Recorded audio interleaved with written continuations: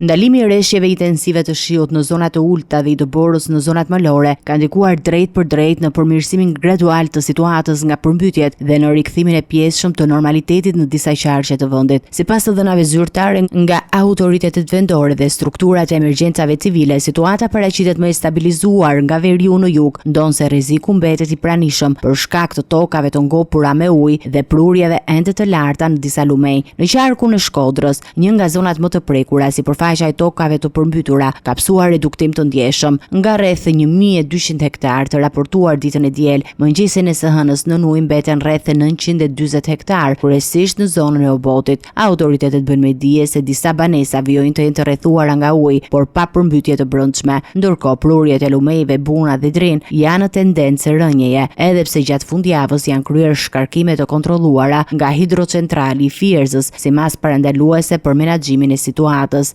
Situata mbetet e ndjeshme edhe në qarkun e Lezhës, veçanërisht në bashkinë e Kurbinit dhe fshatin e Adriatik. Autoritetet raportojnë rënje graduale të nivelit të ujit në banesa dhe në toka bujqësore, ndërsa ekipet e verifikimit janë angazhuar në terren për evidentimin e dëmeve dhe nevojave të banorëve të prekur. Procesi i vlerësimit pritet të zgjasë disa ditë për shkak të shtrirjes së përmbytjeve dhe vështirësisë së aksesit në disa zona. Në qarkun e Durrësit, problematika më të theksuar avijoi në zonën e Ishkënetës, Sukth, Kaktundi i Ri dhe Hamallaj. Prurjet e shtuara të lumit Erzen kanë shkaktuar përmbytje të përsëritura, veçanërisht në Katundin e Ri, ku mbrëmjen e së dielës u bë i domosdoshëm evakuimi i 6 familjarëve, të cilët më herët kishin refuzuar zhvendosjen. Autoritetet lokale sqarojnë se situata në zonën e Ishkënetës dhe në Sukth është përmirësuar ndjeshëm me rënje të nivelit të ujit në banesa dhe toka bujqësore. Në jug të vendit, në qarqet Fier dhe Vlorë, prurjet e lumit Vjosa vlerësohen në kuauta normale dhe këtë periudhë me tendencë të qëndrueshme rënje. Ndryshe, paraqitet situata në lumen Seman, i cili vijon të mbetet në kota të larta, duke mbajtur në gatishmëri strukturat vendore. Ndërkohë, lumi Shkumbin është tërhequr brenda shtratit të tij, pasi gjatë fundjavës përmbyti qindra hektar tokë bujqësore në zonën e Lushnjës. Si në Fier, ashtu edhe në Vlorë, grupet e verifikimit të dëmeve janë shpërndarë në terren, duke inspektuar banesa, objekte ndihmëse dhe sipërfaqet e mbjella, me qëllim evidentimin e pasojave ekonomike të përmbytjeve dhe planifikimin e ndihmës për familjet e prekura. Ndërkohë, në zonat malore, problematika kryesore vijon të jetë kalueshmëria e akseve rrugore rurale. Në qarqet Elbasan, Dibër, Kukës, Korçë dhe Shkodër, disa fshatra mbeten të izoluara për shkak të rrëshqitjeve të dherrave dhe pranisë së borës. Akset nacionale raportohen të hapura, por autoritetet bëjnë thirrje për kujdes të shtuar në qarkullim. Për shkak të kushteve të motit, janë shfaqur gjithashtu probleme të herpashershme në furnizimin me energji elektrike, ndërsa ekipet teknike janë në terren për riparimin e defekteve.